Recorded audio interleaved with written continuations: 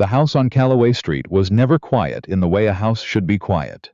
It was quiet the way a held breath is quiet. The way a room goes still when someone has just said something that cannot be unsaid. Lenora had lived inside that silence for 4 years. She had learned its textures the way you learn the creaks of a staircase in the dark. Which boards to avoid, which corners gathered cold, which hours of the morning her husband's mood could shift without warning. She had learned all of it, and she had told herself that learning was the same as living, that managing a thing was the same as being at peace with it. She was 26 years old, and she had already confused survival for contentment so many times that she could no longer remember which one she had started with. The arrangement had been her father's idea, which was to say it had been her father's business partner's idea, which was to say it had been no one's idea, so much as a quiet understanding between two men who found it convenient that one of them had a daughter of marrying age, and the other had a son who needed steadying. Roland Ashby was 31 when they married. He was not an unkind man, which Lenora had told herself was the same as a good man, for longer than she cared to admit. He did not raise his voice. He did not strike her. He paid the household accounts without complaint, and sometimes, in the early months, he had brought her flowers from the market on Wednesdays. Yellow ones, because he had asked her once what her favorite color was, and she had said yellow, and he had remembered. She had loved him for remembering that. She had built something like hope on it. But Roland's attention was a lamp with poor oil. It burned bright and brief and then it guttered, and she never knew what to do in the dark that followed. By the second year, the Wednesday flowers had stopped. By the third, he had moved his study to the far end of the upper hall and taken to working there until well past midnight, returning to bed without a word, smelling of tobacco, and something Lenora couldn't name but recognized as the particular exhaustion of a man who has no interest in the room he's entered. She did not complain. Her mother had told her, on the morning of her wedding, that marriage was not a feeling but a practice, the same as prayer or piano. You showed up to it, and you worked at it, and eventually the discipline became its own reward. Lenora had taken this seriously. She had shown up. She had worked. What her mother had not mentioned was what to do when you were the only one practicing. The Ashby house on Calloway Street was a fine house. 3 stories, good plaster, a garden in the back with an iron gate that stuck in the rain. Lenora had furnished it carefully, chosen curtains that let in the morning light without letting in the heat, found a woman named Mrs. Pargeter who came on Tuesdays to help with the heavy cleaning, and who always left the kitchen smelling of beeswax and dried lavender. She managed the household accounts herself, a thing Roland had handed off to her in the first month, as though it were a relief to be done with it. She knew what they spent on coal, on candles, on the butcher and the grocer and the dressmaker. She knew that Roland's tailor was charging him more than was reasonable, and that he was paying it anyway, because the man had once made a coat for a senator, and Roland liked being able to mention this. She knew the house the way women know houses, entirely, invisibly, the knowledge taken for granted like water from a pump. Roland knew the house the way men know houses, as a place that functioned when he arrived and continued to function after he left, and asked nothing further of him.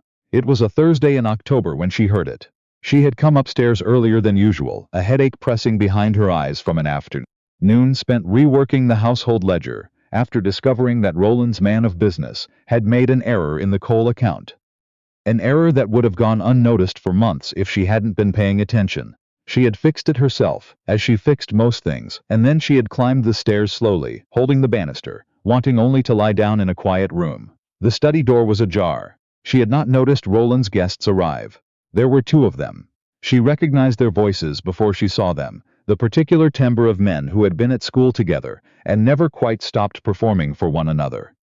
George Whitmore, who worked in banking and laughed too loudly at everything, and Frederick Payne, who had once told Lenora she was remarkably sensible for a woman of her age, and seemed to consider this a compliment. She had slowed on the landing without intending to. She reorganized my accounts last spring, Roland was saying. There was something loose in his voice. He'd been drinking, not heavily, but enough that the edges of his words had gone soft. Sat at the desk for 3 days with the ledger books and came out convinced she'd found some error worth £40. Had she? That was Whitmore. A pause. And then Roland laughed, and it was not a laugh of affection, not even the condescending laugh of a man who finds his wife charming in her misunderstandings. It was the laugh of a man performing for an audience. The laugh that meant, "Watch this, it's funny, she doesn't know I'm laughing." She'd rearranged everything into her own system, he said. Spent 3 days, £40 turned out to be a rounding difference from the previous quarter. Another laugh, quieter. She presented it to me like she'd discovered a gold vein. I thanked her. Whitmore laughed. Payne made a sound that might have been a laugh, or might have been agreement. Either way, it was the sound of a man joining in without needing to know the details.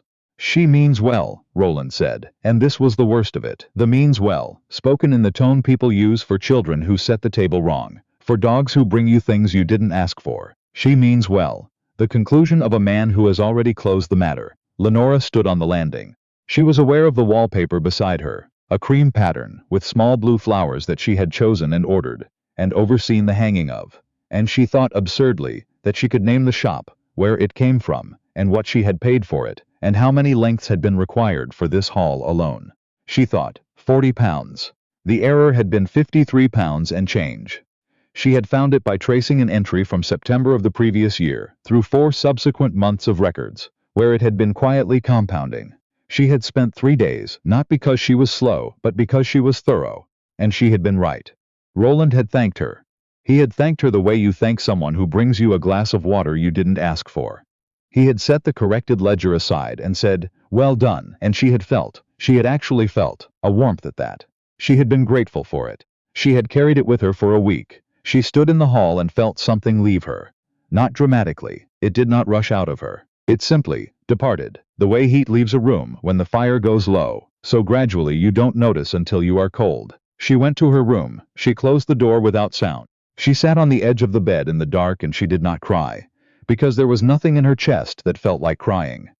There was only the slow, clarifying knowledge of a woman who has just understood something she had been refusing to understand for a very long time. She had been practicing alone for 4 years. She did not decide anything that night. She lay in bed and listened to the voices below her, and then the door closing as the guests left, and Roland's footsteps on the stairs, slow, careful, a man trying not to wake anyone, which meant he had assumed she was asleep, which meant she had been asleep to him for years without either of them saying so.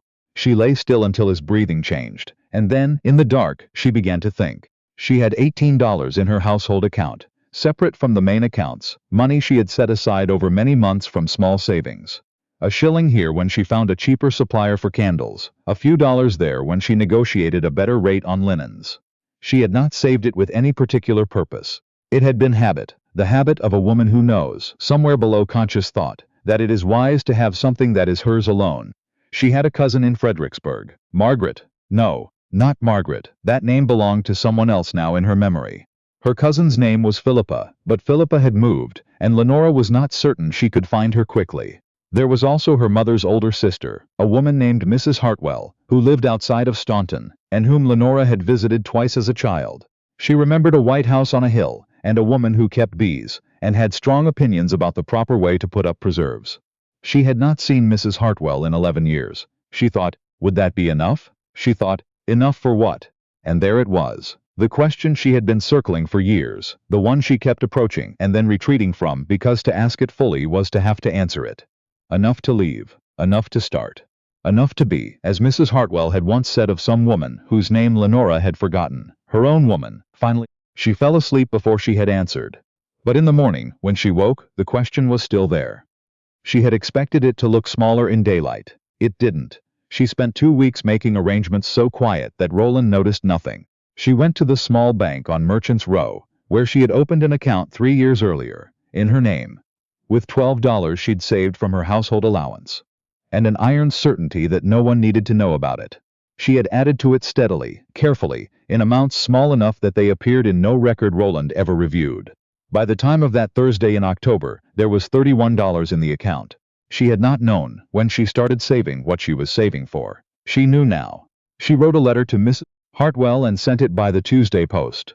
She said she had been thinking of making a visit, if it would be convenient, that she needed a change of air, that Roland was busy and wouldn't miss her for a week or two. She did not lie, exactly. She simply did not tell the whole truth, which she had learned, in 4 years of marriage, was not the same thing. Mrs. Hartwell wrote back in 9 days. "Come whenever you like," the letter said, in a hand that was large and decided. "I have the room and the time. Come and stay as long as you need. As long as you need." Lenora read those 4 words 3 times and felt something behind her sternum that she had forgotten the name for. On the morning she left, Roland had gone early to a meeting at his business partner's office. He had told her the night before that he would not be home until supper. He had kissed her forehead, a habitual gesture, the same pressure, the same location, the same brief warmth of a thing done without thought, and gone down the stairs. She listened to the front door close. She sat in the kitchen for a few minutes, her hands around a cup of tea that was going cold. The kitchen smelled like the wood of the table, and the onions hanging from the hook by the window, and the particular dusty warmth of the stove. She had cooked in this kitchen for 4 years. She had scrubbed that table. She had chosen those onions.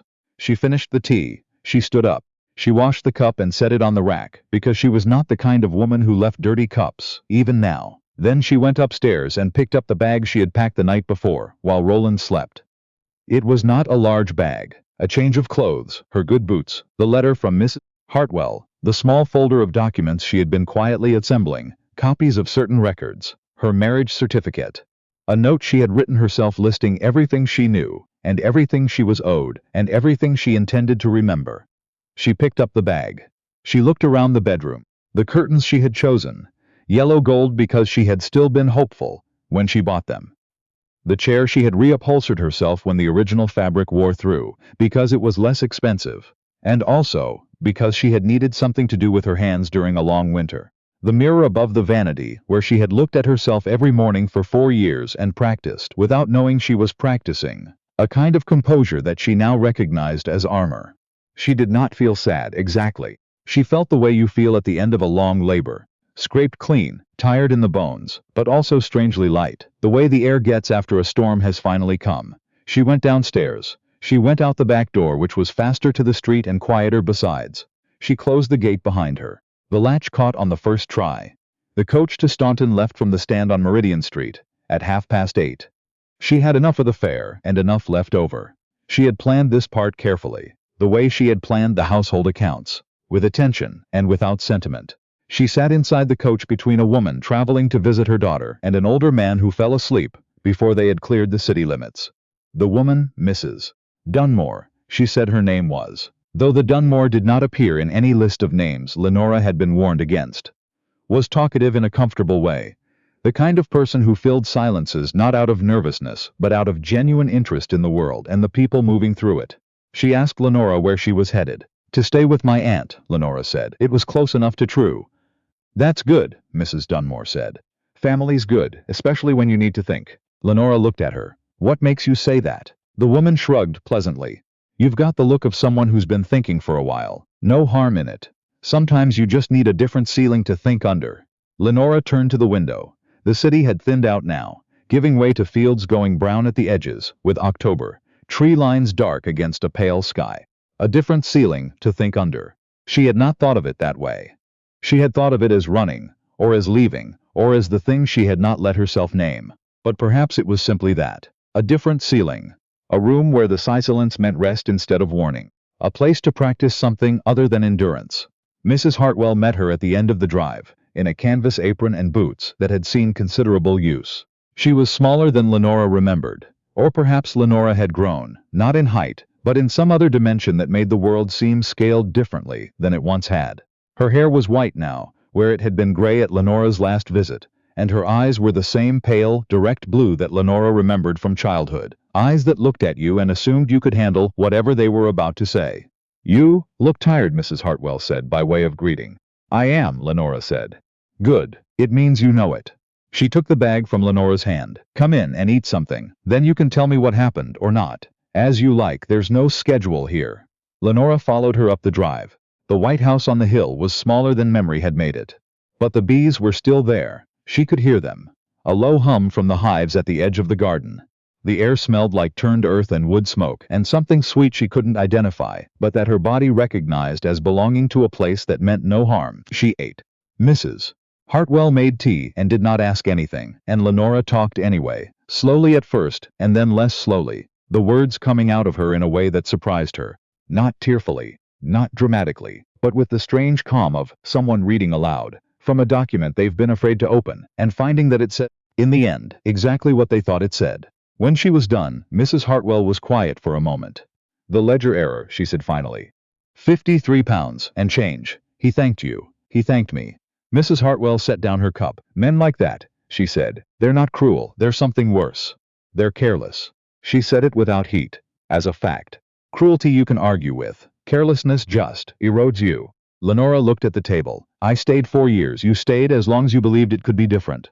She paused. Do you still believe that? No. Then you didn't stay too long.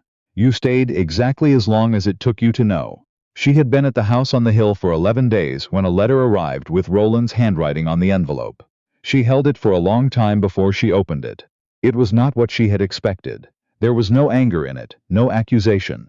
There was instead something that she found, in some ways, harder to read, a kind of bewildered formality, the letter of a man who has come home to find a room empty and does not quite understand which room, or why, or when it started emptying. He said he hoped she was well. He said he trusted she had arrived safely. He said he thought perhaps they had both been under some strain, and that when she felt ready to return, they might speak with one another. When she felt ready to return, she set the letter on the desk in Mrs. Hartwell's spare room, the room that had been given to her without condition, and that she had made small order in. Her books on the windowsill, her good boots by the door, the folder of documents in the top drawer where she could find them. She did not feel ready to return. She did not think she would. She picked up the pen. She wrote back clearly and without performance, the same way she wrote accounts. She said that she was safe and well, which was true. She said that she had been thinking seriously, and at length, which was also true. She said that she did not think their arrangement had served either of them well, and that she intended to speak with a solicitor about what steps were available to her, and that she hoped he would not make this harder than it needed to be. She said, I found the ledger error. It was £53, not 40. The rounding difference you were thinking of was in the spring account, 2 entries earlier. I corrected both. She did not know why she included this. Or perhaps she did know, perhaps it was simply the last thing she needed to say on the subject before they closed it. She sealed the letter. She gave it to Mrs. Hartwell's boy to take to the post. She went out to the garden after, into the thin November light, and stood for a while near the beehives, listening to them. They were slower now, this late in the season, but still working. You could hear it, that low industry, the accumulated hum of creatures doing what they were built for. Mrs. Hartwell came out and stood beside her. She left something, she said, after a moment. She did not look at Lenora, only at the hives. My sister. Your mother's side, not mine. I don't know if you knew that. She paused. There's a parcel of land east of here, small, 18 acres, not all of it cleared. She left it to be held for the women in the family who needed it. A pause. It's been sitting in trust for 12 years. Lenora looked at her. It's not grand, Mrs. Hartwell said. The soil's good, but it needs work. There's a structure on it, a small one, needs repair. But it's land. And it's yours if you want it. It was always going to be yours. You just had to arrive. Lenora stood very still. The hum of the bees filled the air around her. 18 acres. 18 acres of ground that had been waiting for a woman who needed it. 18 acres that no man had thanked her for, and no man had laughed about, and no man had the ledger to. I want it, she said. The solicitor in town was a man named Mr. Farrow, who was old enough to have handled her mother's family's affairs, and who looked at Lenora across his desk with the slightly surprised expression of a man who has been handed a problem he did not anticipate, and found it, unexpectedly, interesting. She laid out what she knew, the trust, the land, the marriage and what she wanted from it, and what she was prepared to do to get there. She had brought the folder of documents. She set them on his desk in order. He asked her a number of questions. She answered each one precisely. He went quiet for a while, reviewing what she had given him. Then he looked up. You've done a good deal of the work already, he said. I'm familiar with accounts, she said. He almost smiled. So I see. The process took months. It was not simple. There were letters and counter-letters, delays that tried her patience. One terrible week in January when she thought it might all come apart. But Mr. Farrow was thorough, and Lenora was tireless, and Roland, in the end, did not fight it. Whether out of genuine decency or merely the exhausted relief of a man who had finally understood that something was over, she could not say, and found she did not need to know. The land transferred to her name in the 3rd week of March. She stood in the field on a morning so cold she could see her breath, and looked out over 18 acres of ground that was hers. Not held in trust, not contingent on marriage or mercy, or a man's willingness to acknowledge £53, but hers in writing, filed with the county, signed and witnessed and done. The structure at the far edge needed work. She had already found a woman in town, a Mrs. Colville, whose husband had built half the houses in the county before he died, and who had since turned her knowledge to contracting work, with a frankness that Lenora respected immediately. Mrs. Colville had walked the property with her the previous week, made notes in a small book, and told her what could be done, and what it would cost, and how long it would take. "It's good bones," Mrs. Colville had said, of the structure. "I know," Lenora had said, though she hadn't, entirely. She'd said it because it was the kind of thing you say when you have decided to believe in something. There were women who came after. Not many, at first. 2 in the first year, then a handful more as word moved through the particular quiet channels by which women communicate things that men do not know are being communicated. Women who needed a season to think. Women who needed a place to land between one life and the next. Mrs. Hartwell, who had started this in some way she probably didn't fully intend, began directing them to the property with the same matter-of-fact ease with which she directed people to the post office. Lenora did not call it anything formal. She did not announce it, or advertise it, or put a name to it. It was simply a place, and she was simply there, and the work was simply the work. She grew vegetables on the south section where the soil was richest. She kept the accounts herself, obviously. She hired a man to help with the heavy repair, and paid him a fair wage, and told him what she wanted done, and he did it. And when he tried once to explain to her what she actually wanted, she looked at him, with the particular patience of a woman who has heard that sentence many times before, and he did not try again. She thought about Roland sometimes. Not often, and not with bitterness. Bitterness requires a sustained investment she no longer had, but in the way you think about a road you took that led you somewhere unexpected. He had not remarried, as far as she heard. He had, apparently, taken on a new man of business, and the accounts were now handled professionally, and this seemed to have brought him considerable relief. She hoped he was content. She thought he probably was. In the limited way he had always been content, occupying his life like a man who has chosen his furniture carefully and sits in it without much thought and finds this satisfying. She did not miss it. She was surprised, sometimes, by how much she did not miss it. In the spring of the second year, a woman arrived who was 23 years old, and had been married for 8 months, and had nothing with her but a small bag, and an expression Lenora recognized the way you recognize your own handwriting. She had come on foot for the last 2 miles. She was hungry. Lenora fed her. They sat at the table in the kitchen. A different kitchen now, her kitchen, smelling of the rosemary she had planted by the south window, and the bread she had learned to bake from Mrs. Hartwell's recipe, and Lenora listened for as long as the woman needed to talk. When she was done, she looked at Lenora with the particular eyes of someone who expects to be told to wait, to be patient, to give it time. "What do I do now?" she asked. Lenora thought about the house on Calloway Street. About yellow curtains and a ledger and a man who thanked her for a thing he did not understand. About 18 acres of ground that had been waiting. About a solicitor who had almost smiled. "You eat," she said, "and you rest, and tomorrow we look at what you have and what you know and what can be done with it." She paused. "You'll find there's more than you think." That evening she sat at the desk in the room she had made her own and opened the account book to the current page. The figures were tidy. They always were. She had a way, had always had a way with them. This language of columns and balances, of things that either added up or didn't, of errors that could be found if you were patient and thorough enough to look. £53 and change. She had found it. She had always known she had found it. At the top of the page, she wrote the date. March. The field outside still winter brown, but the early light beginning to shift the way it does in that particular week, when you can feel, before you can see, that the season is about to turn.